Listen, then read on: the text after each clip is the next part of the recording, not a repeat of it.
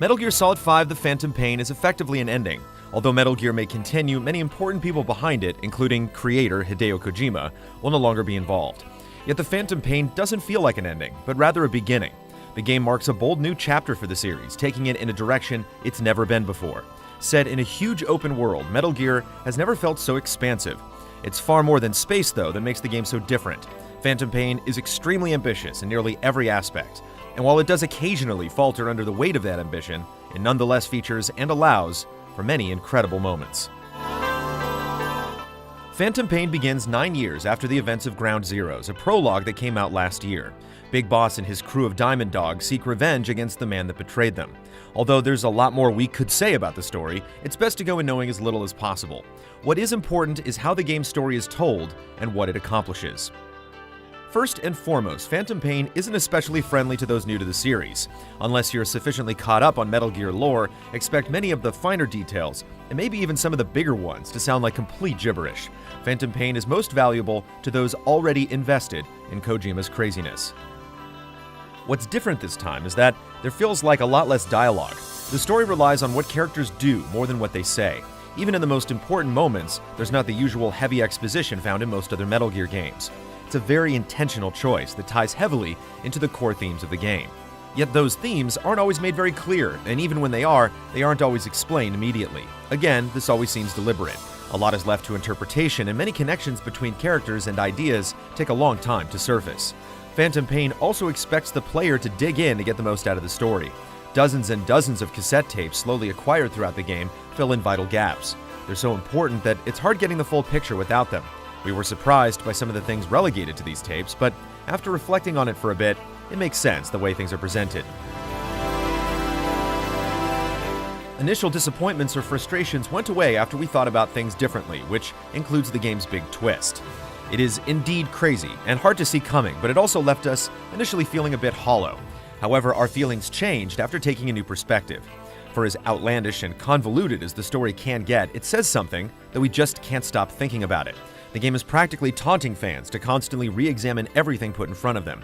When taken with the rest of the games in the series, it presents a narrative with a huge scale, filled with countless crevices that take significant effort to uncover.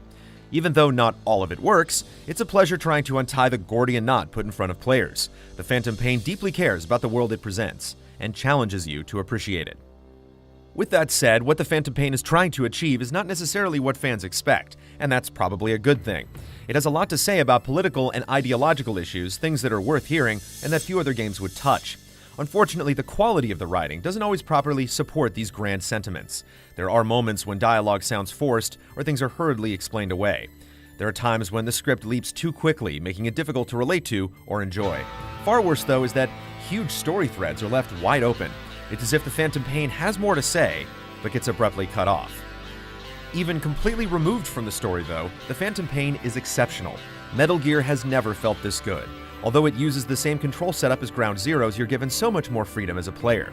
By investing in Mother Base, your home of operations, you can develop a seemingly endless array of weapons and items. In order to bolster your arsenal, you'll have to acquire personnel from the field by using the Fulton recovery device, which extracts soldiers via a balloon. Each soldier you acquire has varying skills in different fields, such as research and development, combat, intelligence gathering, and so on. It's up to you to assign them to an area of Mother Base that best fits their skills. Of course, in order to extract soldiers, you have to put yourself at risk. Is it worth blowing your cover to snag a new recruit? The answer isn't always obvious. The act of extracting soldiers adds a new layer to stealth beyond getting from point A to point B without being seen. Even though this dynamic is also present in Peace Walker, it's richer here thanks in large part to the open world. Whereas Peace Walker consists of small, separated areas, Phantom Pain is absolutely gigantic. Afghanistan and Africa, the two areas you explore, are filled with outposts, camps, and villages. The copious amount of space is used effectively.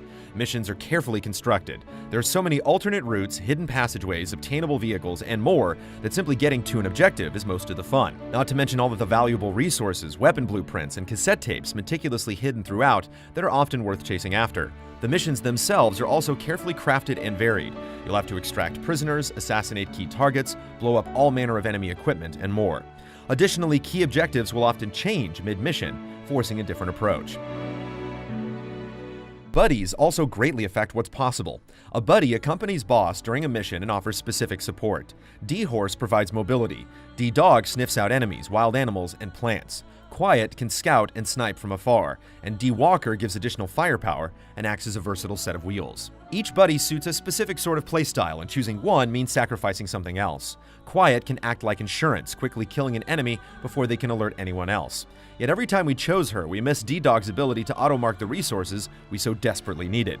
A buddy's capability is limited by how much time you spend with them, and you increase your bond by working together during missions. As you do so, you'll unlock new weapons and commands. Quiet can only kill enemies with an unsuppressed sniper rifle to start with, but over time you can give her a silent rifle that fires tranquilizer rounds, making her even more valuable. Much like Ground Zeroes, the enemy AI is extremely sophisticated.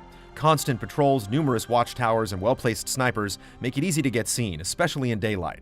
If you do get caught, the consequences are dire. Guards don't give up their search very easily. They'll scour your last known position, shoot flares into the sky to make you more visible, call in air support, and radio for reinforcements from other outposts. The enemy also adapts to your tactics over time. Relying on your suppressed tranquilizer gun to knock out guards with a single headshot, they'll start wearing helmets to better protect themselves. So as sandstorms come in,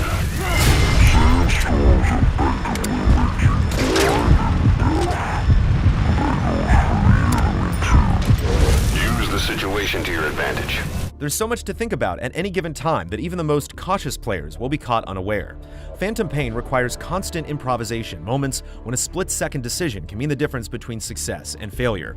It creates such intense and enticing moments that even after 50 hours, we're still itching to get back in. Although it may sound overly dramatic, there were times when the game made our heart race, requiring a short break after making it through a tough situation by the skin of our teeth. Nowhere is this more true than the boss battles. While not as personal as some of the fights in other games in the series, they still serve as culminating moments where all of your skills are put to the test.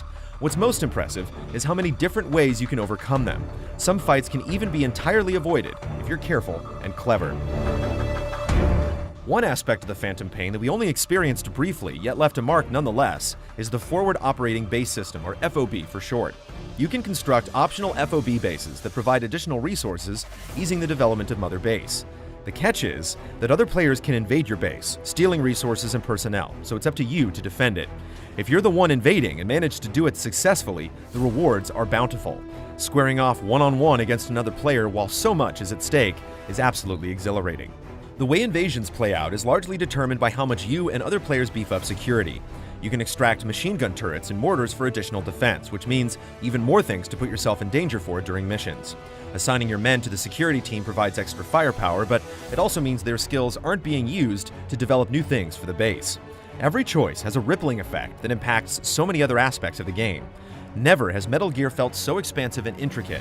A quick note, we experienced FOBs as a separate demo outside of our offline playthrough, so our impression of them could change after release.